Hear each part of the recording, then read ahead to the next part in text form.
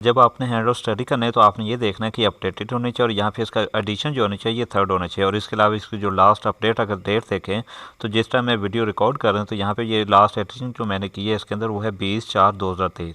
ये जो सारे हैंड आउट्स है ये मैंने खुद बनाए हैं, इसको हाईलाइट वगैरह मैंने किया, फॉर्मेटिंग वगैरह मैंने की है और यहाँ पे इसमें जो भी चेंजेस है आप इसके एंड पे जाके देख सकते हैं। और मैं इन हैंड आउट्स का जो लिंक है ना वो यहाँ पे डिस्क्रिप्शन में दे दूँगा, आप यहाँ से भी डाउनलोड कर सकते हैं।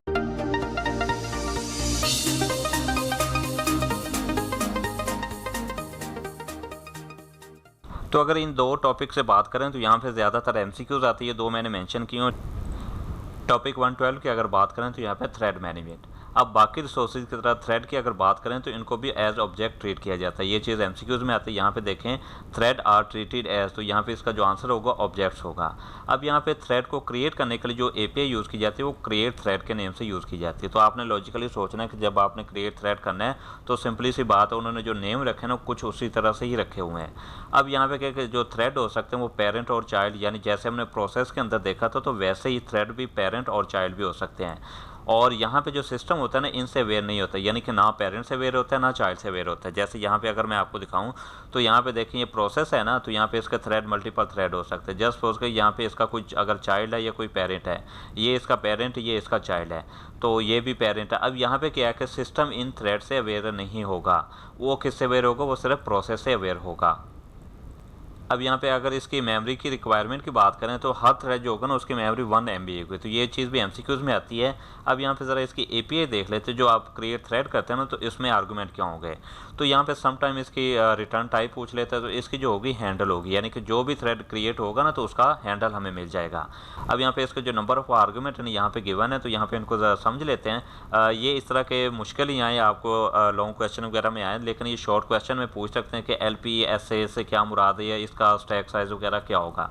अगर हम यहाँ पे LPSA की बात करें तो यहाँ पे है सिक्योरिटी एट्रीब्यूट के लिए, और यहाँ पे अगर हम स्टैक साइज की बात करें तो यहाँ पे इसका स्टैक साइज होगा वो बाइट्स में होगा।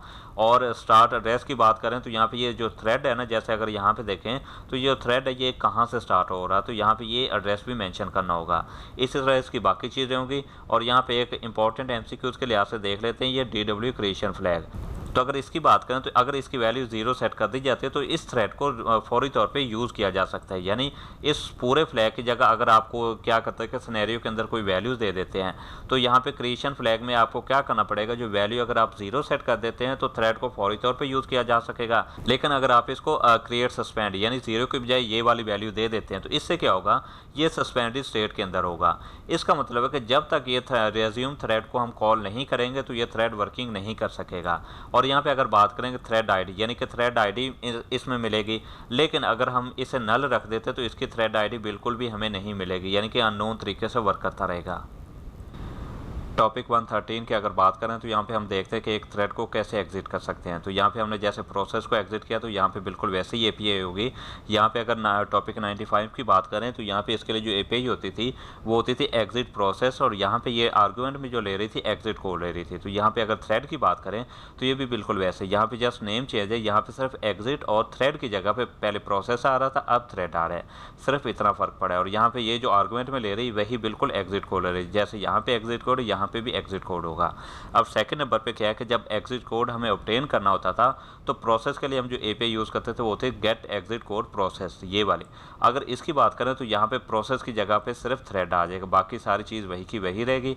और सेकंड नंबर पे अगर बात करें तो यहाँ पे हैंडल आ रहा था किस चीज़ का, यानी मैंने आपको बताया था कि लॉजिकली सोचना जब हमें प्रोसेस का एग्जिट कोड चाहिए होगा तो हमें उसका हैंडल चाहिए होगा। अब यहाँ पे अगर हमें थ्रेड का चाहिए ना तो इसका मतलब हैंडल भी हमें थ्रेड का चाहिए होगा, तो यहाँ पे हम लिखेंगे हैंडल एच थ्रेड, और यहाँ पे बिल्कुल वही का वही रहेगा एग्जिट कोड। यहाँ पे भी देखें तो यहाँ पे दोनों चीज़ें सेम है। तो आपने इनको ऐसे ही याद रखना है कि अगर वो थ्रेड का पूछे तो आपने यहाँ पे थ्रेड मेंशन कर देना है, लेकिन अगर वो प्रोसेस का पूछे तो आपने प्रोसेस मेंशन कर देना है, बाकी सारी चीज़ें सेम है। अब यहाँ पे बात करें कि जब सारे थ्रेड जो होते हैं ना वो एग्जिट कर जाता है ना तो वहाँ पे प्रोसेस जो होता है ना वो टर्मिनेट हो जाता है। जैसे यहाँ पे अगर मैं आपको दिखाऊँ, यहाँ पे अगर ये 3 थ्रेड है ना, यहाँ पे अगर ये टर्मिनेट हो जाते हैं ना तीनों, तो यहाँ पे क्या होगा, प्रोसेस भी टर्मिनेट हो जाएगा। अब जैसे हमने पीछे देखा था एक प्रोसेस जो है ना वो दूसरे को टर्मिनेट कर सकता है, कैसे, यहाँ पे टर्मिनेट प्रोसेस की थी, तो यहाँ पे क्या है कि थ्रेड भी एक दूसरे को कर सकते हैं, लेकिन यहाँ पे उनकी जो एपीआई होगी वो होगी टर्मिनेट थ्रेड। लेकिन इसको ज़्यादा यूज़ नहीं करना चाहिए। रीज़न क्या है कि जब एक थ्रेड दूसरे को टर्मिनेट कर देता है ना, तो वहाँ पे उसके जो रिसोर्सेज हैं ना वो डीएलोकेट नहीं हो सकते। कैसे, यहाँ पे जैसे अगर उसकी कोई जो उसने डीएलएल फाइल वगैरह को अटैच किया हो तो उनको नोटिफिकेशन नहीं जाएगा। इसी तरह जो बाकी चीज़ें हैं ना वो यूज़ कर वो डीएलोकेट नहीं हो सकेंगी, बल्कि रिसोर्सेज जो सिस्टम को हैं वो यूज़ होते रहेंगे। इस वजह से यहाँ पे टर्मिनेट थ्रेड को ज़्यादा यूज़ नहीं करना चाहिए। टॉपिक 114 की अगर बात करें तो आपने इसको एमसीक्यूज के लिहाज से प्रिपेयर करना है। जैसे हमने देखा था प्रोसेसेस के अंदर, यानी कि टॉपिक नंबर 93 के अंदर, तो वहाँ पे क्या होता है कि डिफरेंट आईडी के थ्रू हम आईडीज और हैंडल को ऑब्टेन करते थे। अब अगर हम थ्रेड की बात करें तो उन्हीं एपीआई, यानी सिर्फ नेम चेंज होगा, जहाँ पे प्रोसेस था वहाँ पे अब थ्रेड लिखेंगे। तो उन्हीं एपीआई को हम यूज़ करके क्या कर सकते हैं, जो जो चीज़ें वहाँ पे हम गेट कर रहे थे यहाँ पे भी गेट कर सकते हैं। जैसे अगर हमने सोडो हैंडल को गेट करना है तो यहाँ पे इसके लिए जो एपीआई हम यूज़ करते हैं गेट करंट थ्रेड यूज़ करते हैं। अब इसी तरह अगर हमने गेट करंट थ्रेड आईडी को यूज़ करेंगे तो इससे क्या मिलेगा, हमें जो थ्रेड की आईडी होगी वो मिल जाएगी।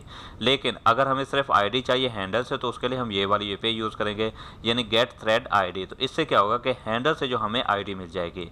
और इसी तरह अगर हम ओपन थ्रेड को यूज़ करते हैं तो यहाँ पे क्या होता है कि ये थ्रेड हैंडल क्रिएट कर देता है थ्रेड आईडी से, यानी इस वाली जो आईडी हम ऑब्टेन करते हैं तो उससे एक हैंडल क्रिएट कर देता है। तो यहाँ पे ज़रा एमसीक्यूज देख लें। यहाँ पे देखें, सबसे पहला जो एमसीक्यूज है, thread ID and handle can be obtained using function quite similar to the one.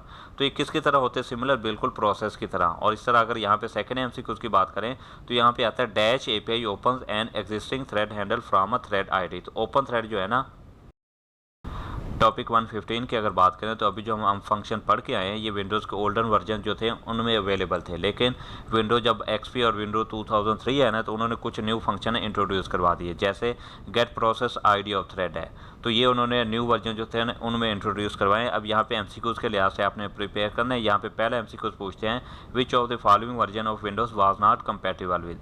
तो यहाँ पे जो विंडोज़ एंटी वर्जन था ये कंपेटिबल नहीं था इसके साथ। और सेकंड नंबर पे जो एमसीक्यू आता है वो आता है कि यहाँ पे which of the following function can be use to map a process with the thread.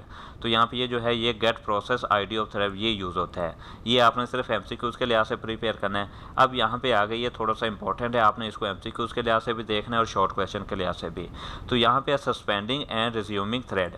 Suspending यानी कि मतलब क्रिएट तो हो जाता है लेकिन अपनी वर्किंग नहीं कर रहा था, और रिज्यूमिंग का मतलब है कि उसी थ्रेड को स्टार्ट करना। अब अगर विंडोज़ की बात करें तो यहाँ पे एक विंडोज़ सस्पेंड काउंट को मेंटेन रखती है, और यहाँ पे हर थ्रेड की अगर बात करें तो उसका एक अपना सस्पेंड काउंट होता है। अब अगर थ्रेड की बात करें तो सिर्फ वो तब रन होता है जब वो इसका सस्पेंड काउंट 0 हो। ये चीज़ें आपने एमसीक्यूज के लिहाज से याद रखनी है, आपको शॉर्ट क्वेश्चन वगैरह में भी आ सकती हैं। अब अगर किसी थ्रेड का सस्पेंड काउंट 0 नहीं होता तो फिर क्या किया जाता है कि वो थ्रेड को पास कर दिया जाता है और उसकी जो एग्जीक्यूशन है तब तक स्टॉप कर दी जाती है जब तक उसका सस्पेंड काउंट 0 नहीं बन जाता। तो ये चीज़ एमसीक्यूज में आती है। और अगर बात करें कि एक थ्रेड का जो सस्पेंड काउंट है उसको इंक्रीज भी किया जा सकता है और डिक्रीमेंट की भी किया जा सकता है। कैसे, या तो सस्पेंड थ्रेड के थ्रू या रेज्यूम थ्रेड के थ्रू।